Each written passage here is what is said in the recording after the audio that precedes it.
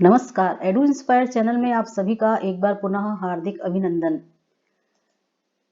प्रिय छात्रों, आज हम आपके लिए लाए हैं शेमुषी प्रथम भाग का पाठ 5, जिसका नाम है सूक्ति मौक्तिकम।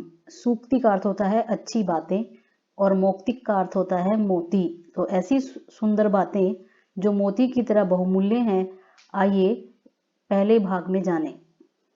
तो आइए जानते हैं सूक्ति मौक्तिकम का अर्थ। सूक्ति दो शब्दों से मिलकर बना है, सु और उक्ति यानी सुंदर वचन, मौक्तिक यानी मोती। ये सुंदर वचन ऋषियों की ऐसी अमरवाणी है, गागर में सागर की तरह, जो हमारे जीवन को सही मार्ग दिखाती हैं। यहाँ इसका एक भूमिका दी गई है। प्रस्तुतो अयं पाठः नैतिक शिक्षाणां प्रदायक रूपेण वर्तते। अस्मिन् पाठांशे विविध ग्रंथेभ्यः संग्रहणं कृत्वा नाना नैतिक शिक्षा बोधकानि पद्यानि गृहीतानि सन्ति। इसका अभिप्राय है कि यहाँ नैतिक शिक्षा बताने वाले पद्य संग्रहित किए गए हैं अलग अलग ग्रंथों से। अत्र सदाचारणस्य महिमा, प्रियवाण्याः आवश्यकता, परोपकारिणां स्वभावः, गुणार्जनस्य प्रेरणा, मित्रतायाः स्वरूपं, श्रेष्ठसंगतेः प्रशंसा तथा च सत्संगतेः प्रभावा इत्यादीनां विषयाणां निरूपणम् अस्ति। ये जो विषय बताए गए, इन सब का यहाँ वर्णन अभी हम जानेंगे। संस्कृत साहित्ये नीति ग्रंथानां समृद्धा परंपरा दृश्यते। संस्कृत साहित्य में जो नीति संबंधी ग्रंथ हैं, उनकी बहुत अधिक समृद्धि है। तत्र प्रतिपादित शिक्षाणाम अनुगमनं कृत्वा जीवन साफल्यं कर्तुं शक्नुमः। यदि हम इन नीतियों का पालन अपने जीवन में करें तो निश्चित रूप से हमारा जीवन सफलता को प्राप्त होगा, इसमें कोई दो राय नहीं। मनुस्मृति से लिए गए इस पहले श्लोक को देखते हैं। वृत्तम यत्नेन संरक्षेत वित्तमेति च याति च अक्षीणो वित्ततः क्षीणो वृत्ततस्तु हतो हतः। यहाँ जहाँ जहाँ दो शब्द हैं, पहले हम उसको अलग अलग करेंगे। वित्तम एति, माँ के बाद एक को अलग कर लेंगे, वित्तम जमा एति। वृत्ततस्तु, यहाँ जो स है उसका विसर्ग बन जाएगा। वृत्ततः एक शब्द है, तु दूसरा, वृत्ततः जमा तु। इस श्लोक का यदि हम अन्वय देखें तो उससे हमको और आसानी होगी इसका अर्थ समझने में। वृत्तम यत्नेन संरक्षेत, वित्तम एति च याति च, वित्ततः क्षीणः अक्षीणः भवति, वृत्ततः क्षीणातु हता हता। यानी दो शब्द ऐसे हैं जो इनका उच्चारण आपको एक सा लगेगा। एक है वृत्तम और एक है वित्तम। देखने में इनकी रूपरेखा भी समान ही है, लेकिन दोनों का भिन्न अर्थ है। आइए एक बार इसको हम देखते हैं। वृत्तम शब्द का अर्थ होता है धन, वित्तम माने धन, और वृत्तम का अर्थ होता है आचरण। इस श्लोक में आचरण की बात की गई है, हमारा आचरण कैसा हो। तो वृत्तम यत्नेन संरक्षेत, यत्न कहते हैं कोशिश, और वृत्तम माने आचरण, हमारा व्यवहार, हमारा शील, हमारा चरित्र, उसकी हमें संरक्षित रक्षा करनी चाहिए प्रयत्न पूर्वक। यत्न का अर्थ है प्रयत्न पूर्वक। वित्तम, क्योंकि जो वित्त है, वित्त का अर्थ भी देख लीजिए। वित्त का अर्थ होता है धन। धन जो होता है, धन ऐश्वर्य, कैसा है ये? यह तो आता है, एति माने आता है और याति माने चला जाता है। धन तो हाथ का मैल है, आज है कल नहीं होगा, अगर आज नहीं है तो कल होगा। इसलिए हमको अपने आचरण को बचाना है, धन के पीछे नहीं भागना। वित्ततः क्षीणः, जो व्यक्ति धन से क्षीण हो जाता है, धन जिसके पास नहीं रहता तब भी वो नष्ट नहीं होता। अक्षीणा मीन्स नष्ट नहीं होता, धन के चले जाने पर भी व्यक्ति नष्ट नहीं होता। अक्षीणा का अर्थ ऊपर देखते हैं। अक्षीणा माने न क्षीणः, नष्ट ना हुआ। जो व्यक्ति का धन चला गया तब भी वो नष्ट नहीं होता। लेकिन वृत्ततः क्षीणः तु हतः, जिसका चरित्र चला गया, समझो वो तो मृत के समान है, उसके जीवन में सम्मान नहीं, वो मृत है, मरे के समान। इससे संबंधित आपने इंग्लिश भाषा में भी एक सूक्ति सुनी होगी, when wealth is lost nothing is lost, when health is lost something is lost, when character is lost all is lost. तो ये सेम उसी पंक्ति से हमारा मिलता जुलता श्लोक है।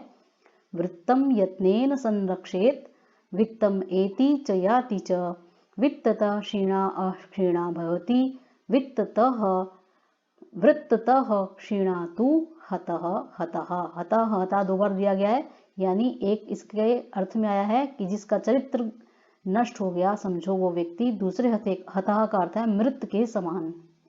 तो पहला श्लोक आपको समझ में आ गया। अब हम कंटिन्यू करते हैं, दूसरा श्लोक देखते हैं।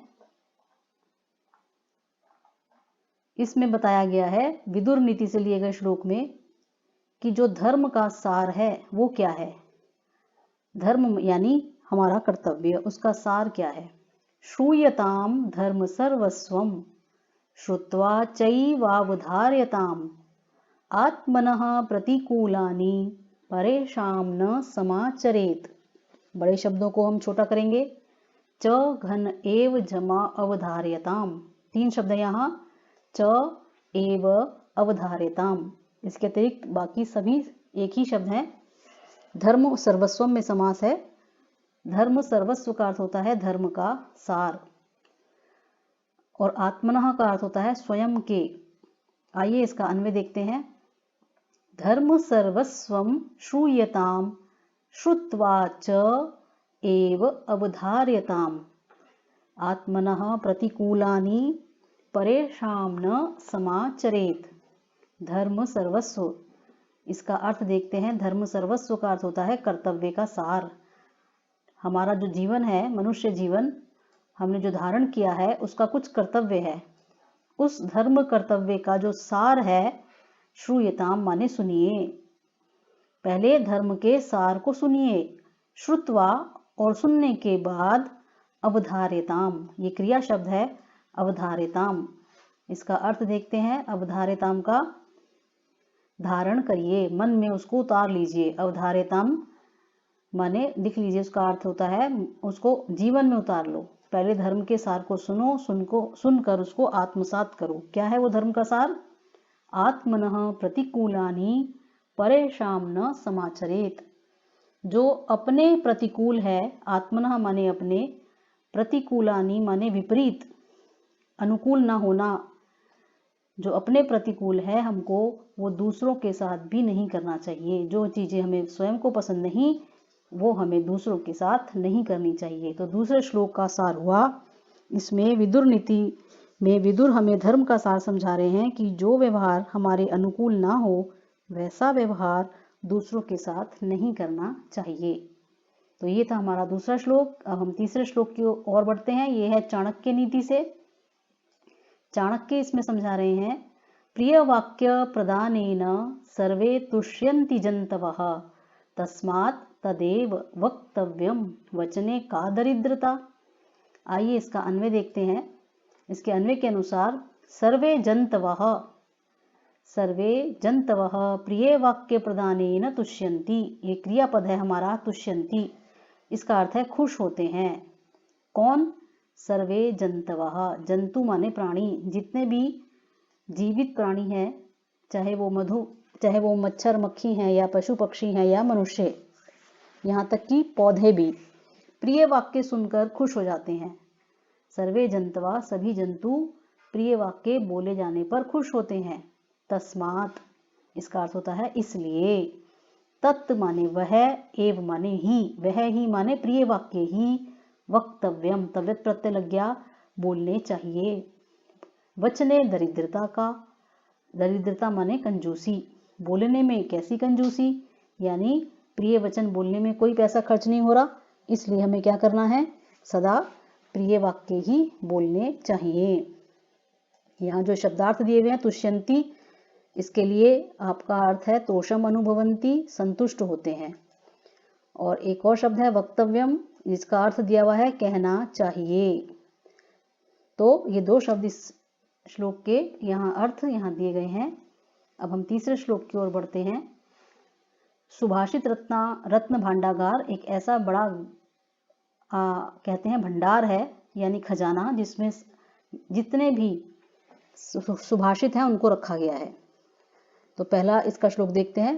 पिबन्ति नद्यः स्वयमेव नाम्भा स्वयं न खादन्ति फलानि वृक्षाः नादन्ति सस्यं खलु वारिवाहाः परोपकाराय सताम विभूतयः।